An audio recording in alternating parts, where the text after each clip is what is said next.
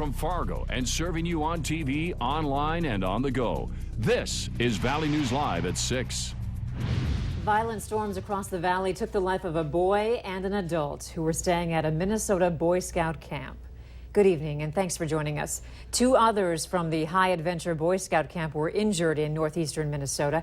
The scouts were from Texas. At this time, it's not known what caused the deaths and injuries, but the camp's general manager said he was told one scout was pinned under a fallen tree.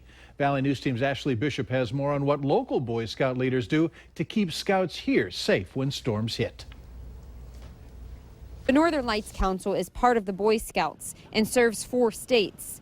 Scouts attend a local camp near Park Rapids, Minnesota at Camp Wilderness. They too were hit by the storms and had many downed trees. You know, a lot of downed trees from high wind. For the amount of trees that we had down, we really didn't have that much damage overall.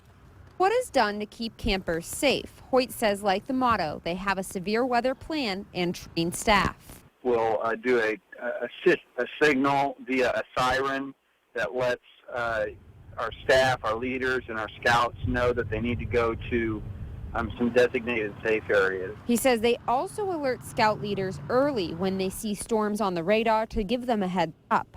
Their severe weather plan went into effect with storms. We understand that parents are giving us their most valuable asset, and that's exactly how we look at them. Their kids are our kids, and we want to keep our kids safe. Ashley Bishop, Valley News Live. Camp Wilderness has about 123 scouts visit them during the summer. Another hot one out there today, and it sounds like the storms are staying away. Let's head over to Chief Meteorologist Hutch Johnson for a first look. Hutch? Certainly, I believe most of the area deserves a break today, but we are not getting that reprieve from the heat and humidity. Your temperature 89 in Fargo-Moorhead, a lot of mid and upper 80s across the region, 82 in Thief River and Roseau. Those heat indices are still high, just not super high. Sisseton recording the highest at this hour. It feels like 95 out there.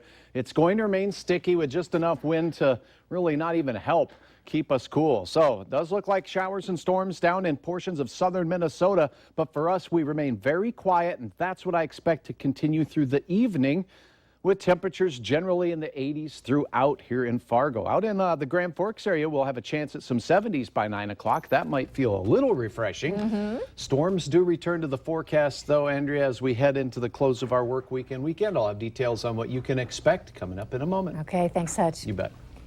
Planes flipped, trees uprooted, and power lines down. That's what Beltrami County has been cleaning up today after powerful storms. Around 1:30 this morning, after the storm, the county used snow plows to help clear streets.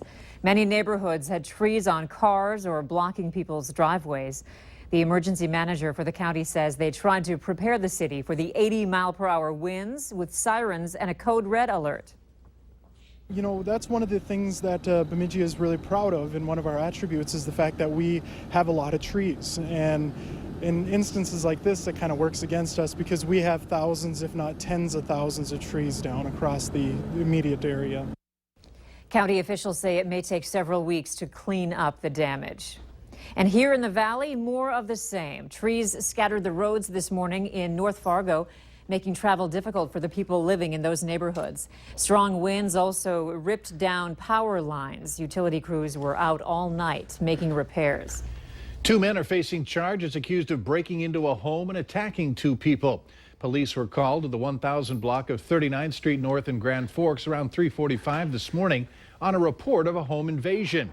These 2 men, 19-year-old Hadefi Muhammad and 26-year-old Hassan Muhammad, are accused of going into the home and assaulting a woman.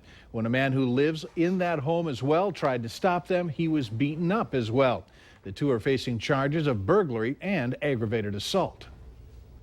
A man walking along Interstate 94 was hospitalized this morning after being hit by a semi.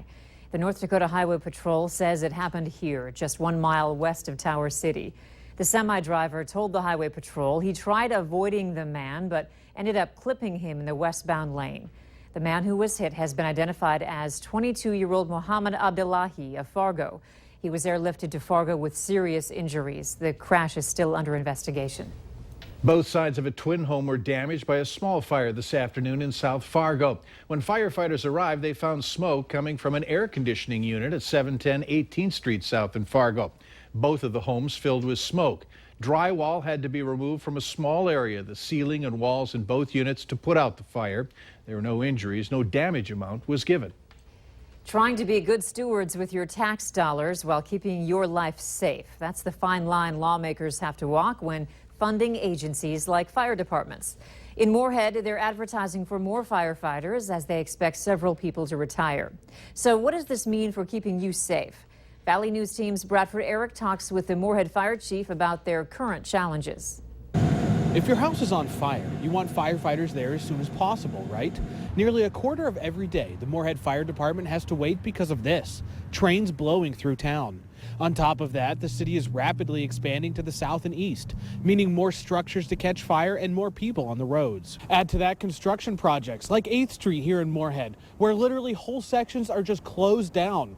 It's becoming increasingly difficult for the fire department to get around. So we found all these ways to find efficiencies, but eventually we're just going to have to grow to take on the demand of the city. Chief Dyson says in the 1970s, the department had 10 firefighters per shift and 325 calls for service. They haven't added many more employees, but the department responds to 10 times as many calls. I would like some money to be set aside within the next year or two so that we can acquire some land for a Station 3 to cover those areas. Once the city manager debacle is over, Dyson says the plan is to evaluate the city and see where it's growing, finding out what the needs are among the various city agencies, like police, fire, streets, parks, etc. But in the short term, we are anticipating 3 to 4 retirements in the next 2 years, so it'll be a great list to be on. And we're also hoping in the near future to fill a position that's been open for 4 years. In Moorhead, Bradford Eric, Valley News Live. Moorhead isn't the only fire department facing difficulties. West Fargo is looking to hire more full-time staff as they are still mostly volunteer. We have the full job posting for Moorhead firefighters online. Just click on this story at valleynewslive.com. North Dakota Republican delegates are busy at the National Convention in Cleveland. A couple of them are there after being in the spotlight during the North Dakota primary. John Trandum and Ben Koppelman delivered the 1,237th vote for Donald Trump. The pair are wearing Mr. 1,236 and 1,237 shirts. We're going to see times start to change, and Mr. Trump isn't scared to say what's not necessarily politically correct, but what needs to be said. He is going to be socially conservative, which is important to me, and also that he's going to get our fiscal house in order, which is important to our entire world, I would say. The delegates agreed it really doesn't matter who was the 1,237th individual. They say what matters now is getting their candidate, Donald Trump, elected. North Dakota Democratic legislative leaders are proposing transferring nearly $300 million into the state's general fund to keep your property taxes from going up. The state is facing a budget shortfall because the money the oil industry brings to the Treasury has dropped, along with the price of oil. And that means more than $300 million to fund state programs simply is not expected to be there. So Governor Dalrymple is getting the legislature together in a little over a week to deal with this budget issue. But Democrats are showing their hand today. They say in addition to keeping the property tax cuts in place, their plan prevents further cuts to the Department of Corrections and to human services programs like mental health care and addiction treatment. The special session is set to begin August 2nd. The North Dakota State Fair kicks off this weekend, and if you have plans to head to the Magic City, Minot, we'll tell you how you can get into the fair at a cheaper price. Later on Valley News Live at 6.